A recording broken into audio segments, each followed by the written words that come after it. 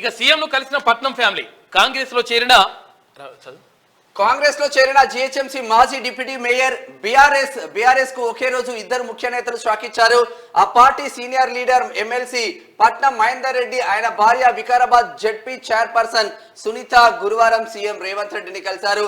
వీరు త్వరలోనే కాంగ్రెస్ లో చేరుతారనే చర్చ జరుగుతుంది. పాత బస్తీకి చెందిన బీఆర్ఎస్ లీడర్ జిహెచ్ఎంసీ మాజీ డిప్యూటీ మేయర్ బాబా ఫసియుద్దీన్ కాంగ్రెస్ పార్టీ రాష్ట్ర వ్యవహారాల ఇన్ఛార్జ్ దీపాదాస్ మున్సి సమక్షంలో కాంగ్రెస్ లో చేరారు. బోరబండ ఈయనకు ఇది జూబ్లీహిల్స్ కాన్స్టిట్యున్సీ కిందకి వస్తుంది. బోరబండ డివిజన్ జూబ్లీహిల్స్ నియోజకవర్గ ఎమ్మెల్యే. మరి ఎమ్మెల్యేకు ఈయనకు మాత్రం పడట్లేదు. మాగంటి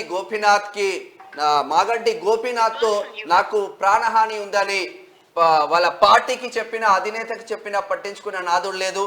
నేను ఏడా చచ్చిపోతానో, చనిపోయినా కూడా నా పరిస్థితి కూడా అట్లనే ఉంది అన్న కోణంలో బాబా ఫసియుద్దీన్ మాట్లాడినట్టు తెలుస్తా ఉంది.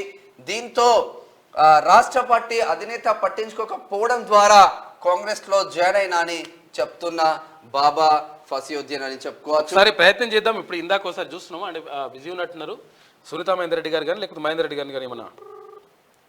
Hello madam, good morning madam. నేను సుదర్శన్ కేలూస్ నుంచి మేడం. లైవ్లో ఉన్నారు ఇప్పుడు మీరు.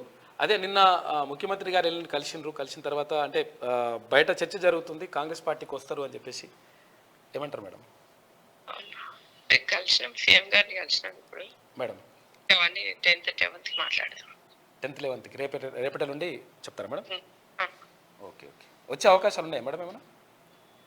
చెప్తా అంటున్నా కదా 10th 11th. అంటే నార్మల్ గా మీరు చేవేళ్ల నుంచి కాంగ్రెస్ పార్టీ అభ్యర్థిగా ముందుకు వెళ్తూ ఉన్నారు. కాంగ్రెస్ పార్టీ నిర్ణయించింది అన్న కోణంలో బయట మాత్రం వార్తలు వస్తున్నాయి సునీత గారు.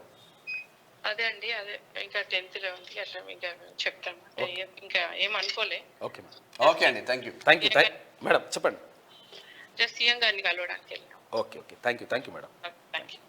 అయితే ఇక్కడ పట్నం సునీత వికారాబాద్ జిల్లా జడ్పీ చైర్పర్సన్ పట్నం సునీత మహేందర్ రెడ్డి గారు, ఆమె చెప్తుంది ఏమంటుందంటే మేము రేపు ఎల్లుండి చెప్తామంటుంది. మ్యాక్సిమం వచ్చే అవకాశాలు కల్పిస్తున్నాయి. ఎందుకంటే ఒకవేళ కాదు అంటే ఖండిస్తుండే, మరి ఖండించలేదంటే నిప్పు లేనిదే పొగరాదు. చాలా రోజుల నుంచి అయితే చర్చ నడుస్తుంది. మంచిగా జరుగుతుంది.